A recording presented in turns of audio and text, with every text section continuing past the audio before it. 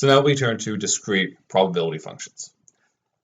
Now, a discrete probability function is a kind of general term to describe a couple of different distributions, which we'll be going over today: the binomial distribution, the hypergeometric distribution, and the Poisson distribution.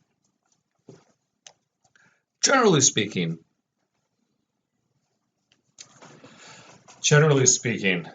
a discrete probability function is made up of results from a discrete random variable whose output are a small range of whole numbers, 0, 1, 2, 3, 4, etc., etc. Can't ever be negative, and it can't be like 0.5 or 0.2 or square root of 8. So some examples of a discrete variable is a flip of a coin. The 1 or 2 are the number of customers in a line, or if a bullet hits a target or not. The number of flaws in length of fabric. How many trash bags have some illicit substance in them, right?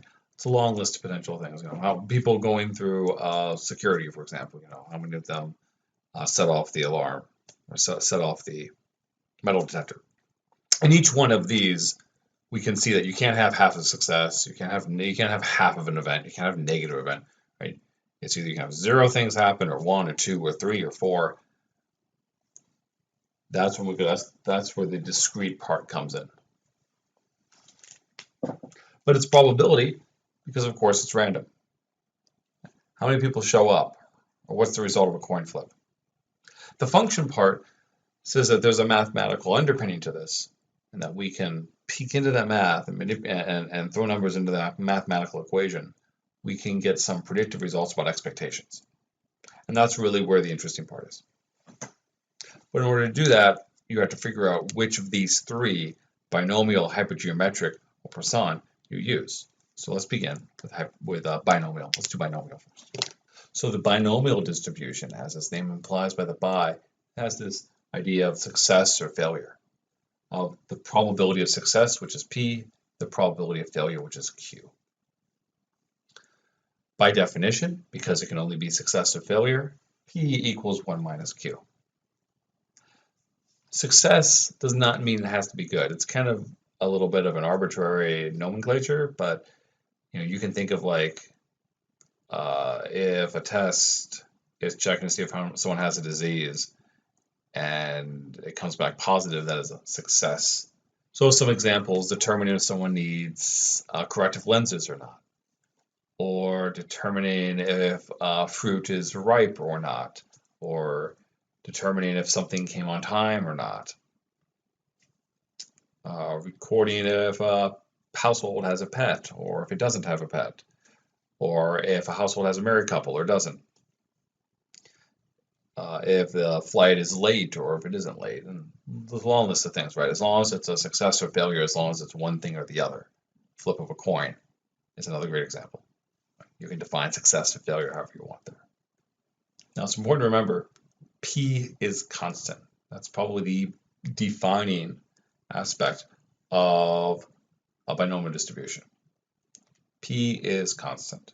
So the probability of success is constant across trials. Like each trial is independent. And by trial, I mean each attempt. So if we're looking at if a flight is late or not, then each trial is a particular flight. If we're looking at if a coin flip came up heads or not, then each trial is a coin flip. It's a figurative roll of the dice that you could get a success or failure every time you test, every time you check a household, whatever it is. Probability is constant. Now, if you take the probability of success and you multiply by the number of trials, you will get an average number of events, and that's the mu. Imagine 4% of flights are late. That's pretty high, but just imagine 4% of flights are late.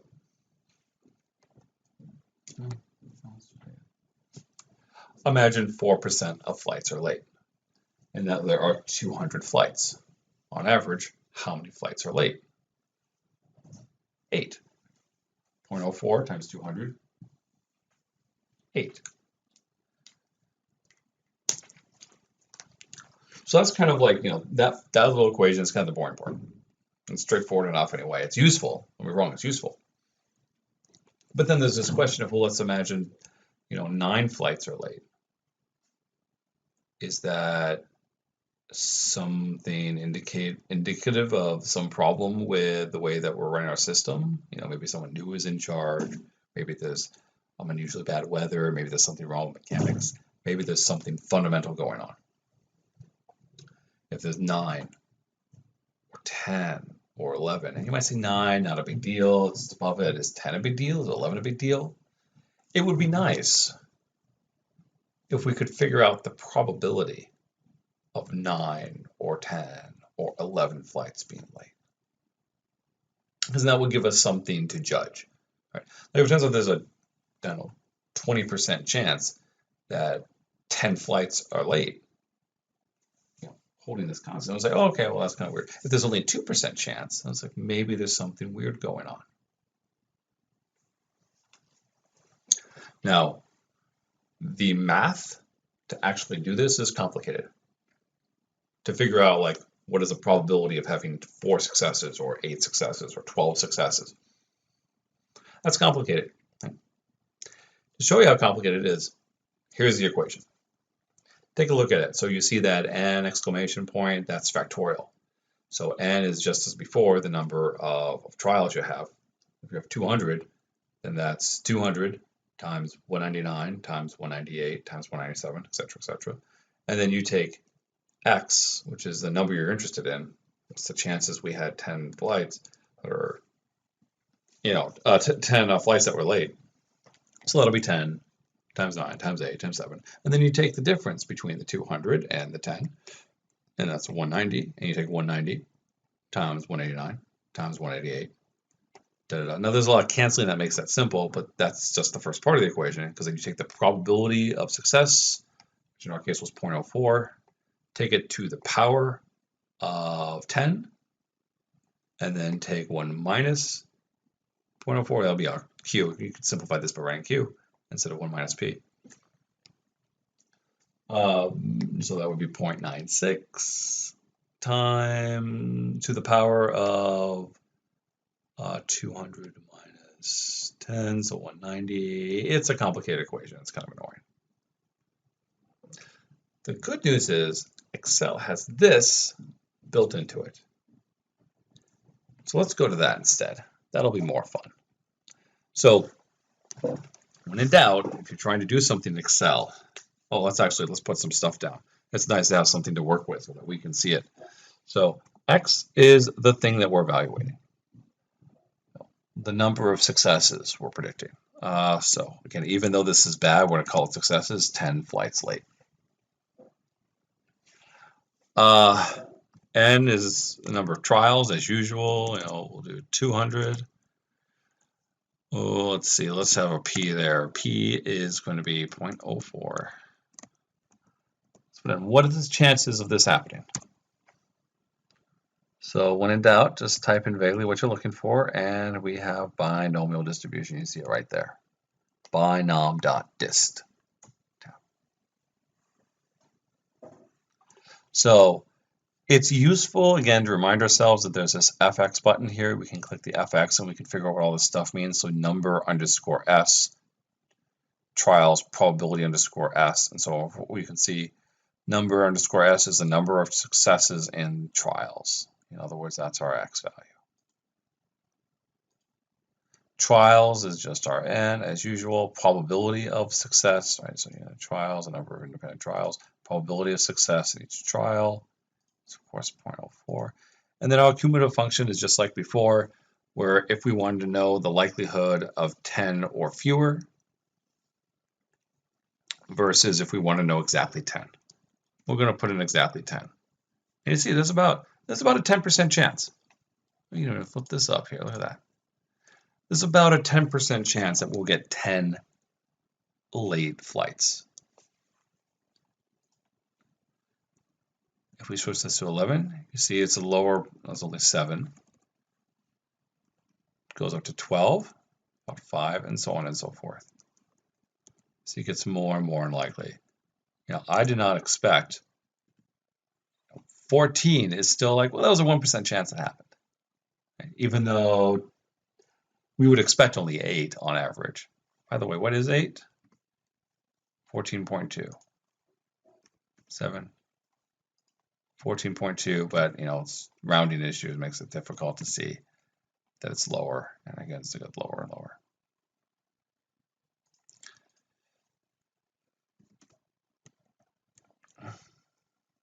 Once we increase this to 0.5, we're going to get a totally different number. Very unlikely that it'll only be that many. Very unlikely. Okay. So see, it changes quite a bit just by changing it 1 percentage point. It's because all the numbers that we're dancing around are right near the average. So again, the average is kind of nice to give you a baseline. Let's do another one. Let's imagine that I want to distribute 1,000 coupons for my business. And I know from past experience that each coupon has a 5% chance of being redeemed. How likely is it that exactly 60 coupons will be redeemed? So again, I'm looking to see how 60 coupons will be redeemed. And I passed out 1,000 of these things. And each one's a 5% chance. And it's 2. 2% chance. I'll get exactly 60. And here's our formulas in case you're curious. Okay. We can also do 60 or less by just changing that 1. Changing that 1, we now have a 93% chance. This is helpful because if we're thinking about how much, say this is a pizza place, how much ingredients to stock, extra ingredients to stock because I passed out this coupon, we can get a sense of how likely these different scenarios are. On average, I might get 50 more customers, but what's the chance of getting like more than 50? How would I figure that out? Well, this is a chance of getting 50 or fewer because I have that 1%. So naturally, 1 minus that. This is a chance of getting more than 50. So now I can run through like, what's the chance of getting more than 55? That's still a pretty high probability, 21%. And I can use that as kind of a baseline. And I can look at the cost for ingredients and how easy to store them and everything and say, well, 55, that's something we should plan for. Maybe if it's really cheap. 70, maybe I don't need to plan for that. We can also use this to figure out between. So what are the chances of getting, let's say, so maybe I'm asking myself a range. What are the chances of getting more than 45, but no more than 55? Let's copy and paste this. So I have 55 over here. I have 45 over here. Now keep in mind what this is doing. Actually, let me make this 45 and 55. I like that a little more. So, and let's fix this. Because it was 1 minus before. So now this is 45 or fewer. This is 55 or fewer. If we say more than 45, that means not 45, but 46. So 46, 47, 48, 49, 50, 51, 52, 53, 54, 55. In other words, we can take off this, which is 55 or fewer, and subtract off that, and get about 52.9%. So Excel has a handy thing built into it, binomial distribution range. And this will give us a range. We want to do that subtraction. It'll just do that step for us. So trials are just like before. Probability of success, just like before. And then this is where things get interesting. So we are looking at number of success and number of success too. The order here matters. So you want to put the lower number first and then the larger number second. It's also important to remember that these are inclusive ranges. So if we put 45 and 55, we will get the wrong result because it is including 45. It's not saying more than 45, it's saying 45 or more. We therefore want to start at 46. So remember, that's our range, right? It's 46, 47, 48, 49, 50, 51, 52, 53, 54, 55.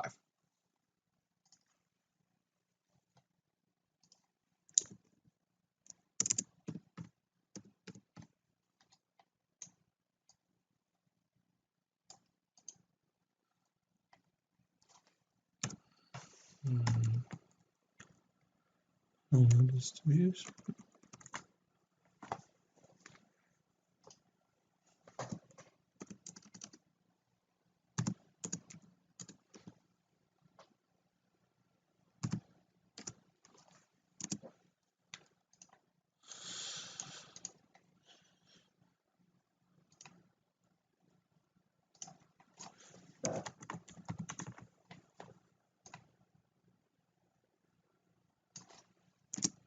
Same idea.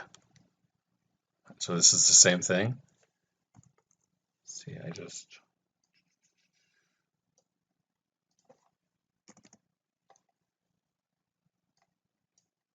put in those individual values, right? Looking at those particular values, G1, G2, 46, 47, 48, 49, 1,000 trials, 5% chance, not cumulative. And then I just added them all up. So 46 or 47 or 48 or 49, remember we can add them up. And we get 52.9, which is of course what I have right over here. So you can do it a couple of ways. I kind of like range. I feel like that is pretty fast, but you do have to remember about this inclusiveness issue. I'm used to doing it this way though. I'm trying to unlearn that, or at least learn the faster way, but either works. This, where you list every single option, get the result, obviously very time consuming. I don't recommend that. So a hypergeometric distribution is just like a binomial distribution. There is a success or failure, a kind of dichotomy. But the probability of success is not constant. Each trial is dependent on the other trial. The outcome matters. For example, consider the Olympics. Now, I can't remember exactly how the Olympics and which city hosts the Olympics, how that system goes, but there are layers of that candidacy. So, there's a bunch of applicants, then they will accept some of them and bring them on to the next round, and others they will turn down. So, there's rounds and rounds and rounds. So let's imagine there are 20 cities. 5 will advance to the next round. Now, of these 20 cities, 3 are in the southern hemisphere. And maybe people think that there is a bias, maybe away from the southern hemisphere countries and southern hemisphere cities for whatever reason. And so what is the chance that at least one country, let's say exactly one, well, let's do this on this. Let's say, what are the chances that no countries advance?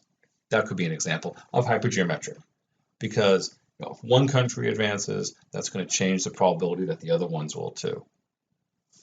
Because now there's a 3 out of 20 you have to pick one, but then when we pick another one, it can't be picked twice. So now it's might be 2 out of 19, it might be 3 out of 19, right? These values change. Because the probability is changing, we can't use P anymore. We can't use P because that is one variable. So instead, our average is determined by this equation. Small n is the number of trials, the number that we're selecting. In that case, 5. Big N is the number that we're working with, the number that are in the population, capital N. That will be 20 in this example. Big R is the number of successes in the population, in this case, 3. So appreciate how if you just take r divided by n, you get the probability of success in the first round. If that probability is constant, in the first trial I should say, and the probability is constant, then naturally this can simplify to n times p.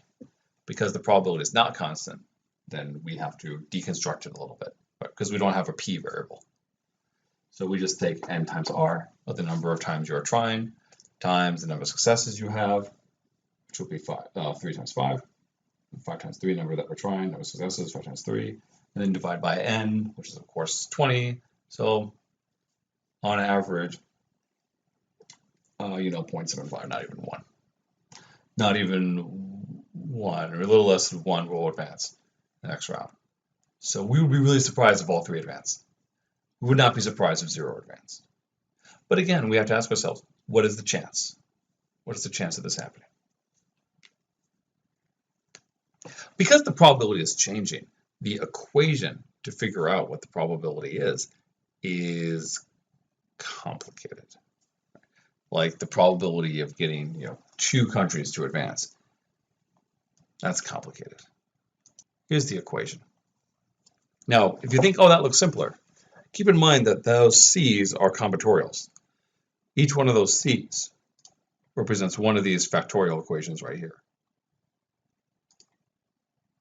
So there's a lot going on in this equation. It's even more complicated than before. Again, there's no P or Q, but there's a lot of factorials. And when I used to do this, and I would have them do it by hand before I integrated Excel, when I used to teach this, it was very easy to get confused.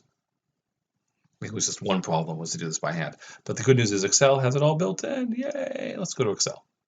So we have X, which is always what we care about. We'll do N, the number of trials, we'll do big N, and we'll do big R.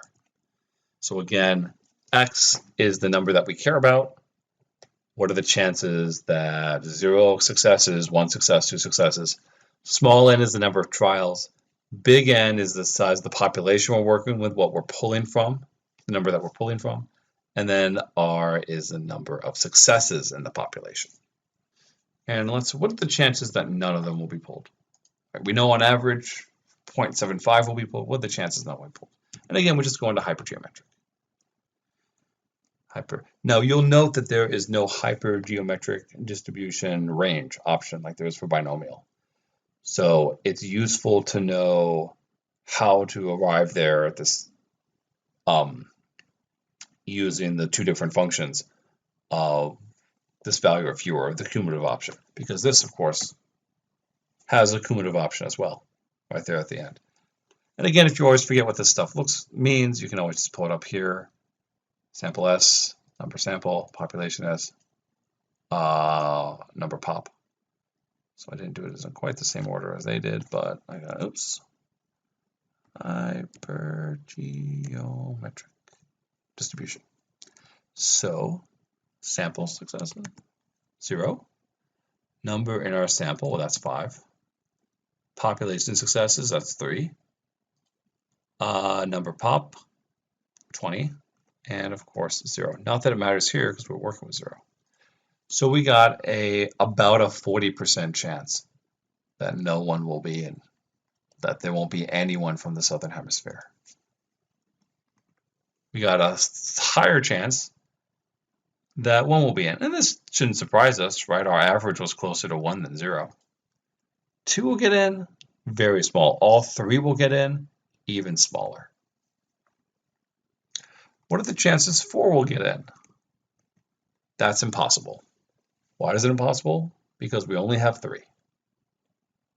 Right? There's only 3 cities in the Southern Hemisphere. We can't possibly get 4 in the Southern Hemisphere. So the fact that it comes out 0 is exactly what it should. Same thing with 5 and so forth.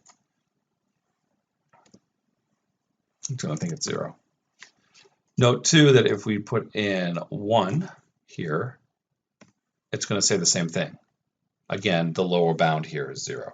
So 0 or less is the same thing as exactly 0.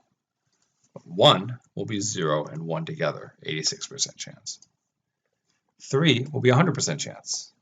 What are the chances of getting 3 or fewer, people in the Southern Hemisphere to advance. Well, that's going to be pretty high, 100% by definition. We could also do a thing where we only have two. Only two advance the next round. It's a battle between the two. Well, then the chances that none of them will advance is really high.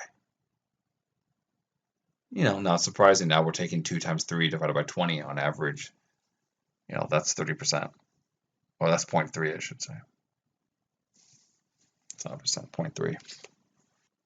Now, in order to get 1 or 2, we would not, say, take this value and subtract off this value. Because that's just 2. We want to take this value of 2 or fewer and subtract off 0 or fewer, leaving only 1 or 2. Which makes sense because this is, of course, 1 and 2 combined. Let's actually write that down. We have 59.2%. Sum those two up. 0 that for precise, 0 this for precise, 1 or 2. Now note that for both hypergeometric and binomial, there is a maximum number of successes.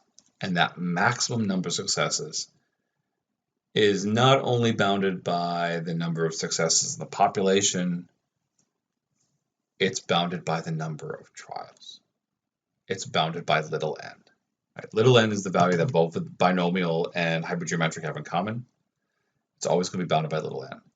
If only 5 candidates advance, there cannot be more than 5. I don't care if there's 6 or 16 in the Southern Hemisphere. If 5 candidates advance, if there's only 5 trials, we can't have more than 5 southern cities that advance the next round. It's just impossible. It doesn't make sense. Similarly, if I pass out only 1,000 coupons, then I can't have 2,000 coupons redeemed. I only pass out 1,000. I can't have 1,001 redeemed unless someone's faking them. Right? There is a bound in hypergeometric and binomial, bounded by little n, because each of those n's represent a possibility of success, and the maximum number of successes is equal to the number of trials.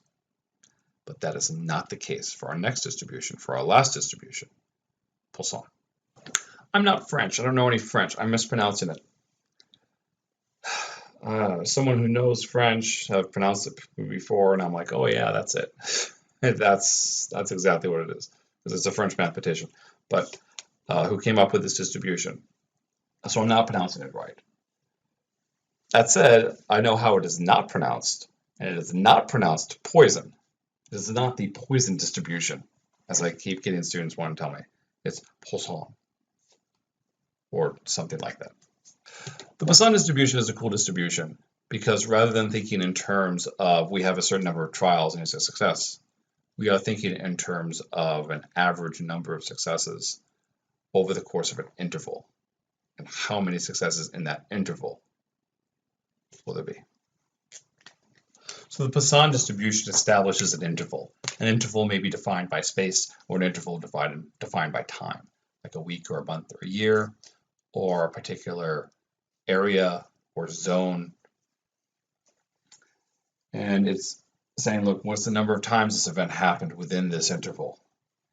Now, there is no equation to calculate the average, because the average defines the distribution. Right? The average number of events is this, lambda. So to calculate it, it was just mu equals lambda.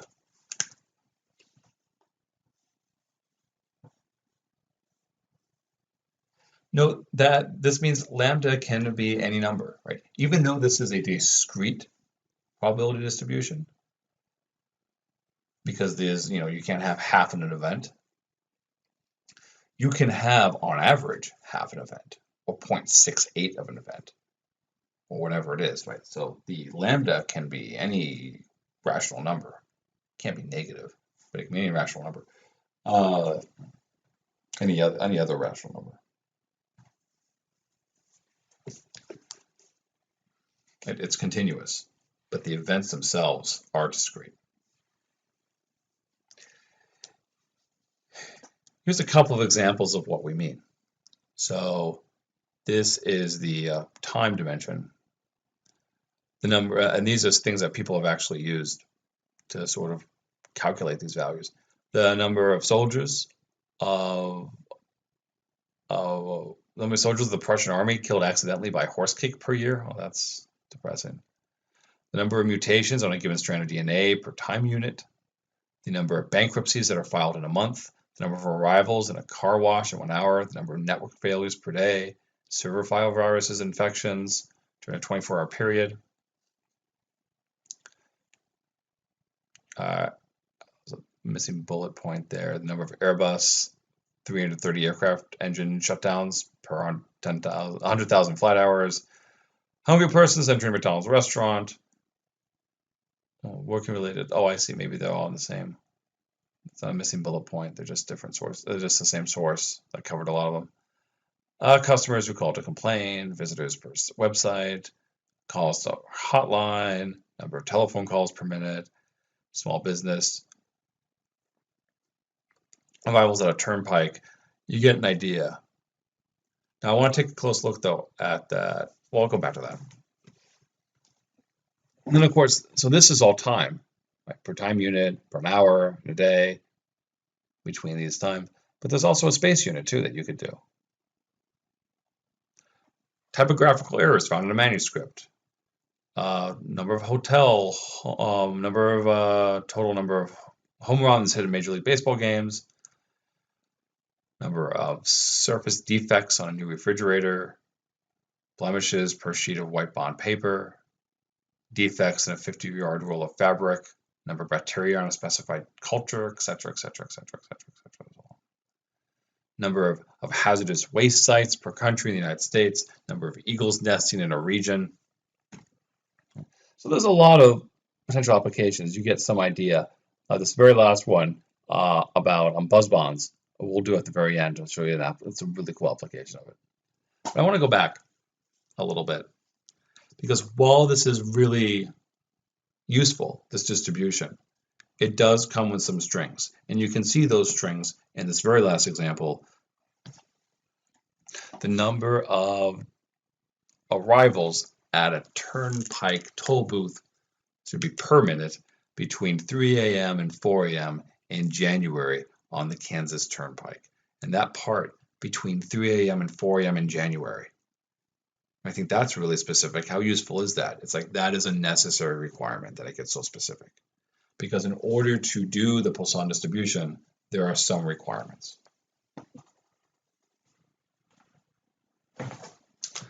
So we have 3 requirements in order to make this work, in order to make it function. It's nice that it's only defined by lambda. That's super convenient.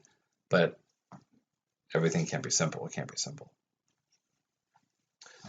The mean has to be the same for each interval. So that lambda for each interval we're looking at has to be the same. We have to reasonably assume that it's the same one. The intervals can't overlap. So we can't have one interval be between 3 a.m. and 4 a.m. and another interval between 3:30 and 4:30. Right? Those are overlapping intervals. It doesn't work. Occurrences in each interval have to be independent. In other words, if people are showing up in one instance between 3 a.m. and 4 a.m. in January, maybe in the first week of January, in the second week of January, it can't be more or less likely as a result, right? They have to be independent. It has to be set up to be random in order for us to use this math. So when you see these 3 in mind, you then see why it's between 3 a.m. and 4 a.m. in January on the Kansas Turnpike. Because it can't just be any hour.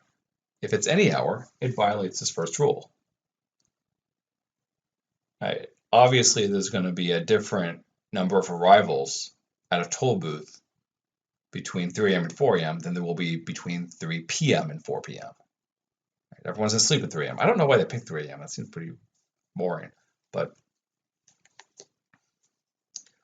I guess it removes the issue of there being a difference between the weekend and the weekday. I mean, there still might be, but even people who go out partying don't take the Kansas City Turnpike or the Kansas Turnpike at 3 o'clock in the morning in January. So that might be why they picked January. And at 3 a.m., right? So you don't have any issues with which day of the week it is. Again, you want to maintain this. This is pretty easy to control, especially if we're talking like time. You can define those lines pretty well. This one is also tricky occurrences, but you come up with some reasonable story. Now, we can do this just like we can do with anything else. The equation is complicated, but the good news is it's in Excel. So I wasn't kidding that it's defined by lambda. It's the only thing we need. Let's imagine, I don't know, 5.6 cars show up between these hours in the morning of 3 to 4 in the morning in January. When in doubt, type vaguely what you want. There's Poisson distribution. You see, the only things that care about. Oh yeah, I forgot my x. All right, fine. I'll put in one more thing.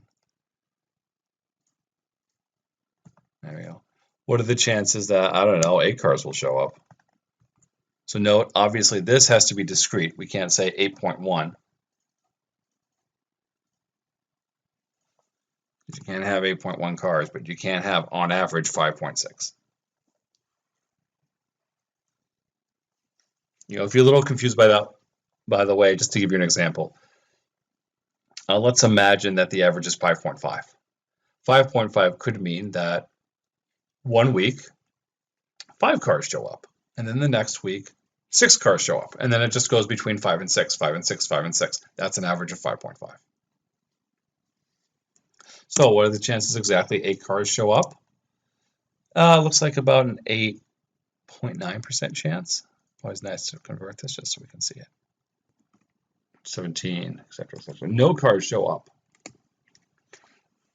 Now, what's useful about this is we can then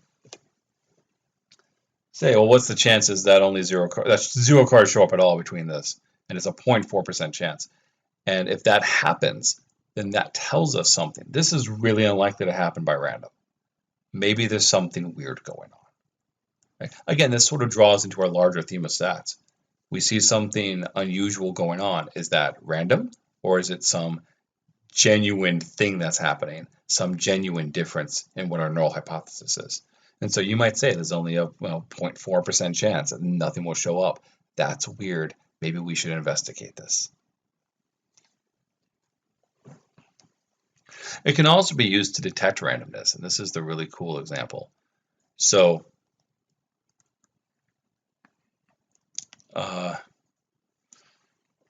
during World War II, Germany launched a series of bombing raids on England, especially focusing on the city of London. Between June in 1944 and March of 1945, 537 flying bombs flew on South London. Now, at the time, South London was divided into 576 regions of equal areas, meaning an average of 0.93 to 3 bombs per region. There was this question at the time, can Nazis aim these bomb droppings? Are they figuring out some way of shooting these across the strait and being able to target particular parts of a city, a particular area? That's obviously has implications to security. Maybe we should focus on, fire brigades and key areas. But if it's random, if they couldn't control it, then they should spread out the fire brigades everywhere because they don't know when we'll hit. So what we have here is we have roughly one bomb a region. Again, note the average is not 1, it's less than 1. We know how likely a region is to get 2 or 3 bombs would help with emergency preparedness. How likely is it 2? Well, maybe it'll get 5. How likely is it they'll get 0? Also note that the regions do not overlap. That a bomb landing in one region doesn't inherently make it more or less likely that it will fall in another region. And that because each of these regions are the same size, the average should be the same for each region. So we can reasonably say this is a Poisson distribution. Right? The mean is the same for each interval because each area is the same size. The intervals don't overlap, right? Because these zones, these regions, were defined that way to not overlap, to consider all areas of London and not double count anything. And then just because a bomb lands in one doesn't mean it's more likely or less likely to land in the other, right? They're not like, there's no string attached to them, so they stick together when they go, right? They fly, it's random. Well, that's the question, is it random? So if they can aim it, right, because it hits all these requirements, then there's a mathematician, R.D. Clark, noted, well, if it's random, we should be able to test if it's random, right? If it follows a Poisson distribution, then we know they can't aim them. But if it doesn't follow a Poisson distribution, then we know maybe they have some aiming capability. So let's set this up.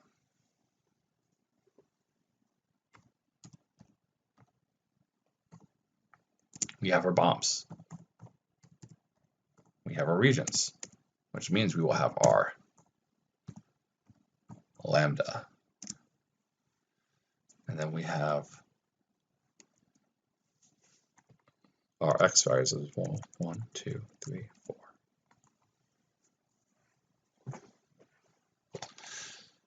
Bombs, as mentioned, is 537.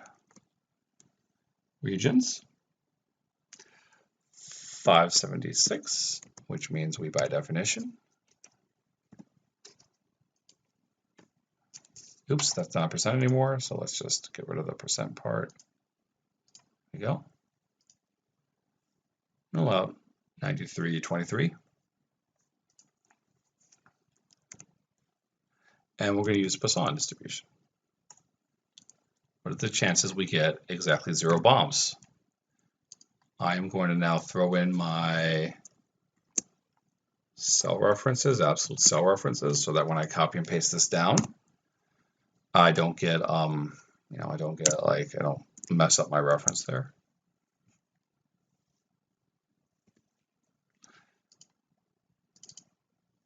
So a 39% chance we can do this if we want to, just to make it more fun and easier.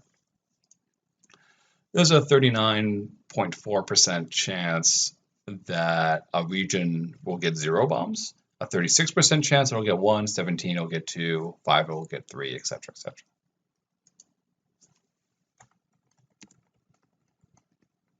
That means, let's see, if any region is about a 39% chance of getting a bomb, we would expect to take that value multiplied by the number of regions. Again, we'll throw in my cell references. Absolute. We would expect about 226.7 regions to get 0 bombs at all. 211 to get 1, exactly 1. 98, almost 99 to get exactly 2. 31 to get 3, and about 7 to get 4.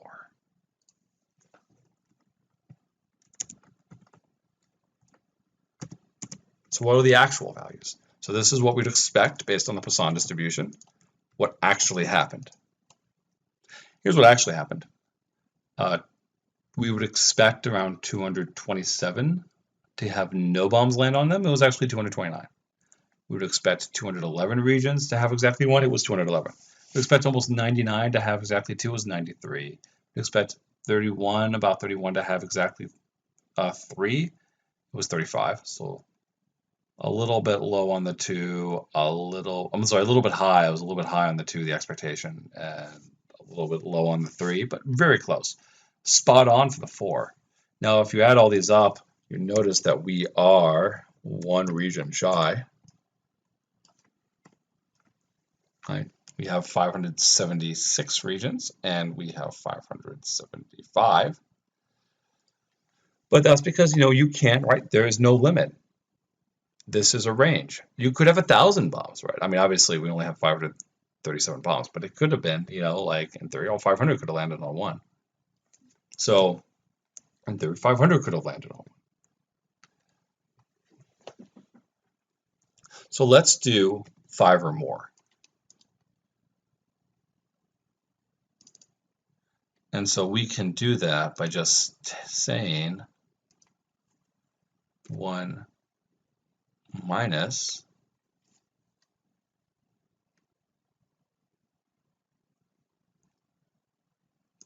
four or fewer. Right? 1 minus 4 or fewer.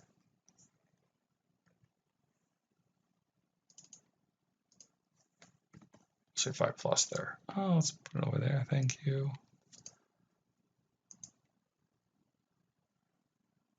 And it turns out there was 1 there. And note when we add all this up, we could have also done it this way too. We add all this up, we get 1. So another way to have done that is I could have also just like remembered my basic logic here. No, I know I'm doing a circular reference. It's okay. Let's just make this a 9. It's okay. And then we'll just do 1 minus it. I could have done the same thing there. That would have done the same thing, obviously.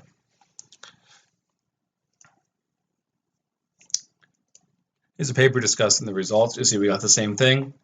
Exactly 0, 1, 2, 3, 4, 5 are over. What we actually saw historically was those numbers right there. What we expected, as you can see, with an average of 0.9323, are very much in line with what actually happened, what we expected would actually happen. In other words, this is very strong evidence that the Nazis could not control the bombs. They were hitting London randomly, as the Poisson distribution would predict. So that concludes our material for today. You can see the Poisson distribution, hypergeometric distribution, and the binomial distribution are these very big ideas for discrete probability functions. They have a lot of different applications. You get a hint of that when you saw all the different applications for the Poisson distribution. And of course, they can be used in lots of different ways. But that underlying idea of that probability, right, is you can use it to figure out one of our big themes of this course. Is this weird or is this random? Thanks.